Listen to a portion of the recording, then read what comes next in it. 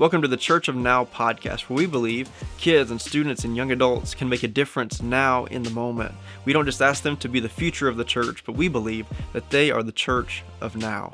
We're going to be talking with ministry leaders about what it looks like to inspire and tell young adults and kids and students what it looks like to make a difference now in the church. Thanks for joining us, and I hope you enjoy the podcast. Hey, welcome to the podcast. Super excited to have Mark Magee. He is the lead minister or senior minister, however you want to word that, Mark. Senior, really?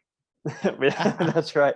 At the Crossing in Lewes, Delaware. I interned there one summer and love the people there. And we've actually already talked about him a little bit with Micah when he was on here, just about how awesome the people are. But Mark's a great guy, been at the church for a pretty good amount of time, and I'll let you introduce yourself a little bit more and tell us about that. Okay. Well, I started in 1993 at the church I'm at the Crossing, so completed 28 years in June. Before that, I was in Ocean View Church of Christ for 3 years in youth ministry and kind of got my start right out of college there, but been here for 28 years. Been a blast.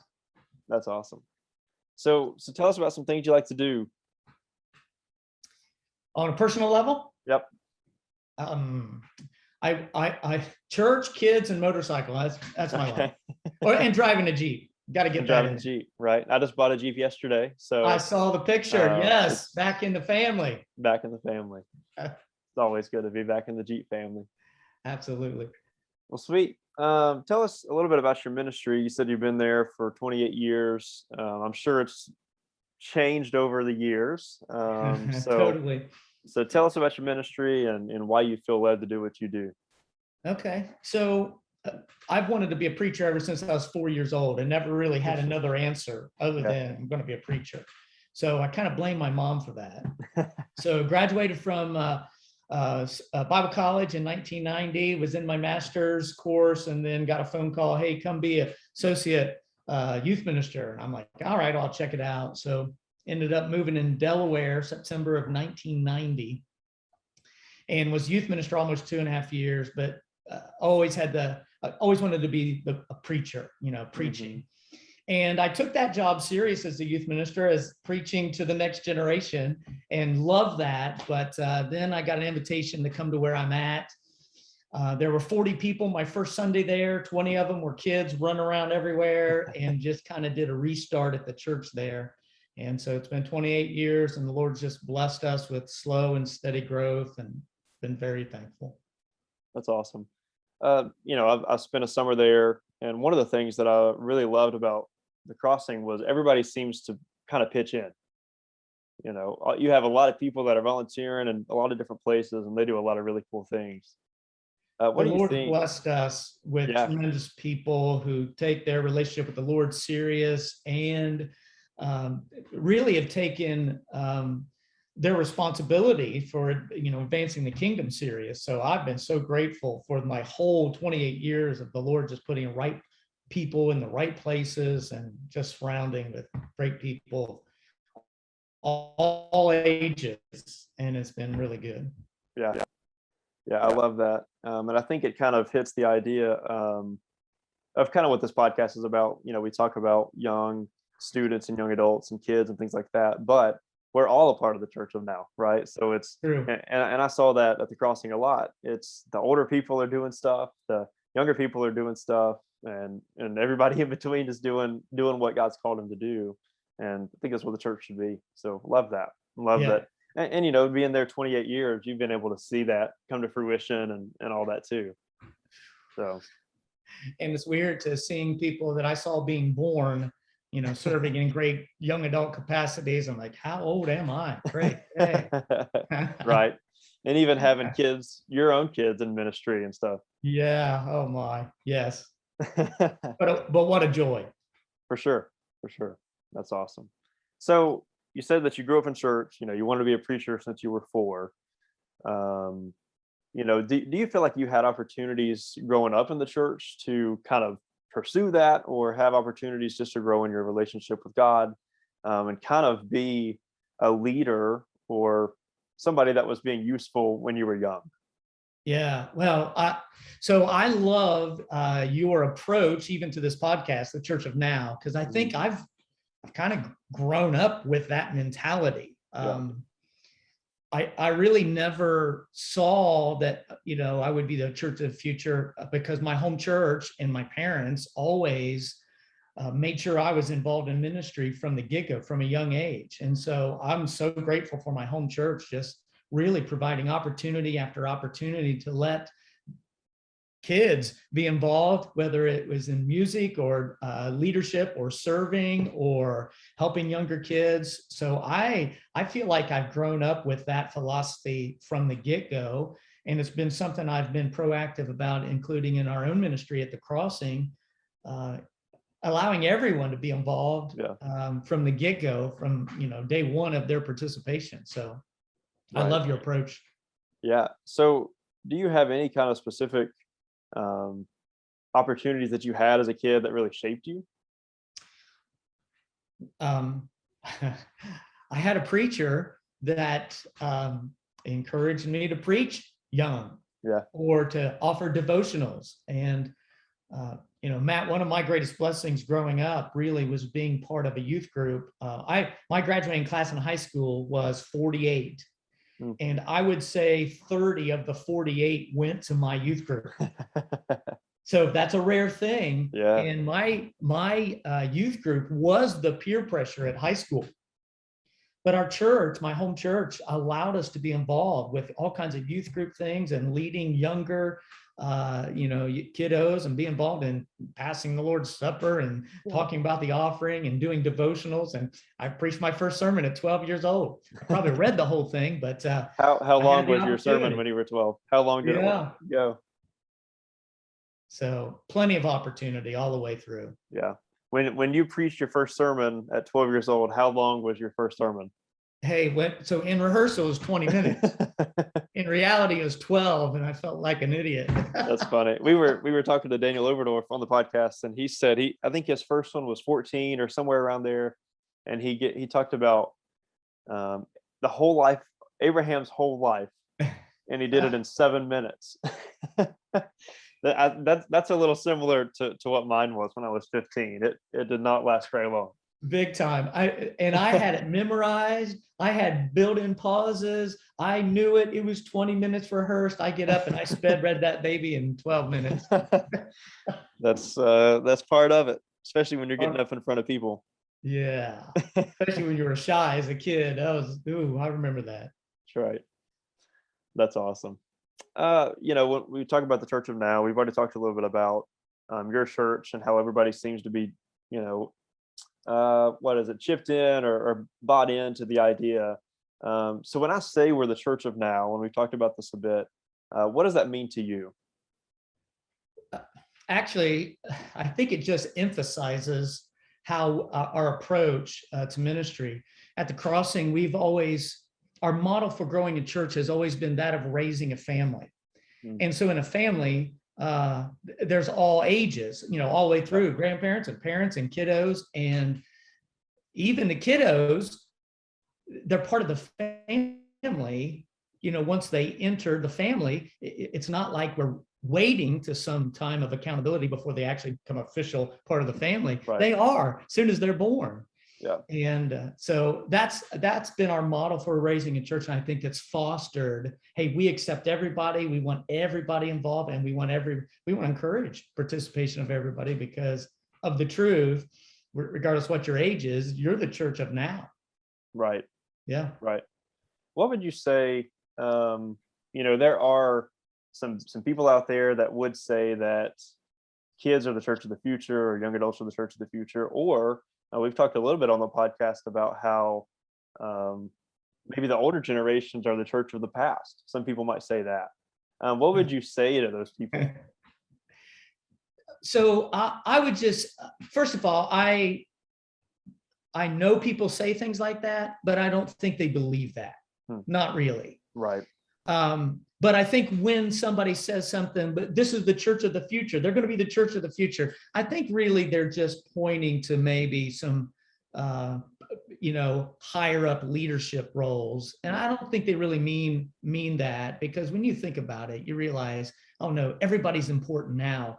So my encouragement might be just, hey, watch your lingo a little bit, because words are translated differently and could be offensive, or what, you don't think we're important now, which then might cause the younger generation to focus on, well, you're the church of the past, you need to move out of our way. Hey, we're all, what I love about the church of now is, okay, let's acknowledge generational differences. Nothing wrong with that, because they're our grandparents, they're our parents, they're our kiddos. Yeah. And I think one of maybe a strategy is just maybe to focus on the strengths of the generational differences. For example, the older people, in our church, they come with generosity and experience and wisdom, and we want to be tapping into that and allowing that to happen. I see the middle-aged folk in our church really as being the go-getters, and maybe the influence, maybe even the ones who are capable and ready to get it done and advance. But I see the younger generation as so important, because really what they're going to bring, especially in our culture in this day and age, is dreams and creativity and technology. I tell you what, we need the church, the next generation now, to keep us up with technology advances, and it's the next generation that's really going to bring that. So if you would just focus on the strengths of the generational differences and allow those to be brought to the table, your church is going to flourish. Yeah. Yeah. For sure. And I think it's important that you noted, I don't think when people say that kids are the church of the future, that they're discrediting them at all. Like, right. I mean, at the end of the day, that's true. The kids will be the church in the future too. And I don't think they're trying to discredit that. But it's important that we do kind of change the lingo a little bit, Yeah, I don't think it's ever a bad thing that they're saying that. It's just, hey, we're the church now too, right?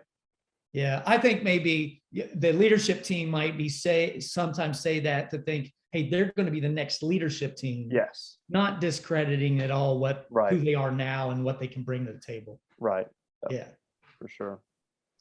So, we're going to have a couple of different kind of listeners hopefully from all generations right now that are in the church or in the world in general. But, there are some listeners on here that have been told, hey, you are the church of the future. And for somebody like me who was growing up in the church, I did have a lot of opportunities to lead and preach and all that. But sometimes I was told that and I was like, okay, why do I have to wait? Right. So there are some listeners that are maybe thinking that, or maybe, we change it up and say there's some listeners that people have said that they're the church of the past. What would you say to those listeners to let them know that they do have a place now? I think that's really just the question allows you to think about it. Mm-hmm. And everybody, just really approaching ministry, even approaching a Sunday morning gathering, realizing everyone is involved and should be involved. So really just even rethinking the value they bring, and everybody brings something. In thinking about, I'm going to talk about the church of the now. A couple thoughts came to my mind, and really maybe it will point to my testimony a little bit, because I feel like I grew up in the church and I was always allowed and encouraged to be part of the church now.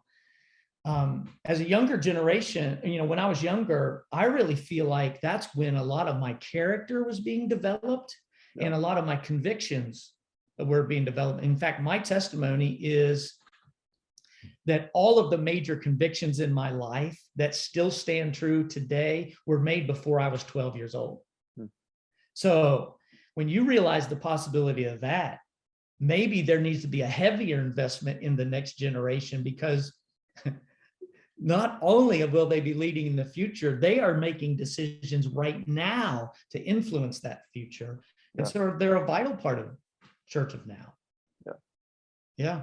That's for sure. So I think what we need to realize as a church on a whole scale is we need to constantly be working on our character. We need to constantly be working on conviction. and really be considering, regardless what age you are, our present contribution, because there's a contribution that every person ought to be making. No one should ever be thinking, you know what, I've already been there, done that. You know, I'm the church of the past. Yeah. Or I can't do anything now. I'll be the church of the future, because it's present and it's now. So for everybody. Right, for sure. Yeah. So how can we help all generations that are in the church? I believe there's 5 in the church right now. Yeah. How can we help them know that they are the church of now? How do we get them involved? How do we inspire them to actually make a difference now, because they have a place? Well, I think first of all, present leaders need to expect it. I think present leaders need to maybe take the challenge and rethink that. And so we need to be teaching it. We need to be talking about it. And then we need to put our money where our mouth is, and we need to be demonstrating it. And there needs to be young people up on stage. Yeah. There needs to be young people talking and sharing, and then it's so important that you celebrate when you see it. Call it out. Reward. I mean, you're going to keep getting what you reward, and so let's talk about it. Let's demonstrate it. I love putting a spotlight on it. You know, to use as a sermon illustration, something from the student ministry. Man, that just, our student minister beams, the kids beam. So just really celebrating it, just expecting it.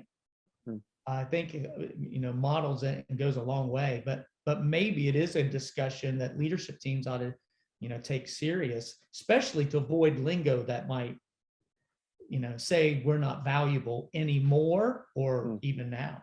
Right. Yeah. I think it's important to expect it and also put it into practice. Right. Absolutely. I mean, you can't expect it if you're not going to do it too. Yeah. And so even Tuesday night, I met a couple of brand new kids, been at our church like 2 months. And I asked them, one's going to be a senior in high school, one's going to be a freshman in high school. And I'm just like, so, what do you like? What are your opportunities? And one of them just indicated immediately, well, I've got a passion for technology. I'm like, really? Okay, I got a spot for you. Yeah. And the girl says, I love to sing. So I've already connected them with our tech guy and our music guy. Hey, bring them in. And it would be such a joy to see a freshman back on the soundboard. For sure. Knowing he's the church of right now, making it happen. Yep, making a difference now. Making a difference now. Love that. Love that too. Well, cool. I've got to ask this question. What is your best or your funniest ministry story that you have? And I know that you probably have a lot of them, but we're going to stick to one. I do have a lot of them. And preaching 28 years in the same church is, opportunity for a lot. But I wanted to tell a story that happened early at the beginning, like maybe the second year in of being at the Crossing. So probably 1995. Okay. We were just restructuring things, going about different transitions and changes. So we decided to have our first family night. It was going to be a Wednesday night activity. It was going to be more of a social connection time with the Devo. And so we decided to have an ice cream Sunday party. Nice. And so everybody was encouraged to bring their own favorite toppings. All right. So we had the ice cream and everybody was bringing the toppings. Well, one gentleman, I won't mention his name, decided to be funny, and he brought a little baggie of cat food. Real funny. Go ahead if you want to. But so anyway, we go, and Angel, my wife, is dipping the ice cream, fills these bowls. I think we had like 7 families participating. And so Angel set out 7 bowls of ice cream. And then the instruction was for every family to load it with any toppings they want. So they were just filling their ice cream and making their sundaes and topping. Well, they were getting into it and the toppings were overloaded and crazy. But then we put out the challenge that, all right, the first family who finishes their ice cream wins a really cool prize. Go. And so the families are eating and eating and eating. And this one family the dad is really a jokester, starts eating, and he has 3 kids. and the kids are taking turns and they're eating, and finally one of the kids just like erupts with, "Dad, did you put some of that cat food in here? What I'm eating tastes like cat food."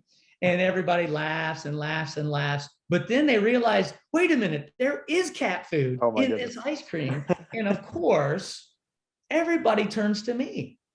"Mark, I can't believe." I'm like, whoa, I don't know what you're talking about. Comes to find out, my wife, Angel, put the cat food in the bottom of one of the bowls. And nobody believed it. Matt, you know my wife. You might not even believe it. But my wife, Angel, put cat food in one of the bowls, and we died laughing the rest of the evening, except for the one little girl who was disgusted at the fact she just had cat food. Right. Well, knowing Angel, she was probably proud of that. She probably still is. She is still, in fact, I got permission to tell the story, but she's a little bit proud of that. Hilarious. That's hilarious. Oh man, there's so many stories you could have told that I experienced just in the summer that I was there. I really wanted to tell the falling in the baptistry story, but I won't do that. Maybe that'll come up later I on. hope it will. But it wasn't you that fell in the baptistry. We'll No, it wasn't. For somebody else. But one of our illustrious interns. That's such an intern thing to do. And it wasn't me. It wasn't me. It happened the summer or two before me. So, oh man. But I so enjoyed my time interning there. But hey, let me ask you this last question. What's one final thing? If you had one more thing to say to our listeners, what would that be? The fact that the church is always present tense. And that's why it's about the church of now. Yeah. And everyone needs to be active in advancing the kingdom of Jesus now. And I just want people taking that serious. And it doesn't matter if you're 4 years old or 94 years old, the church is now. And our culture, like never before, needs the light of the world. For sure. Yeah. Love that. Thank you for being on the podcast. Thank you for the invitation. Yeah, been a good conversation. Excited for this one to come out. And thanks to our listeners. If you're listening, you can check out The Crossing and what Mark and them are doing over there. A lot of good stuff. And if you're listening, Mark, you think that they should give a rating and a review? I think that would probably be a good thing for the podcast, right? Yeah. For sure.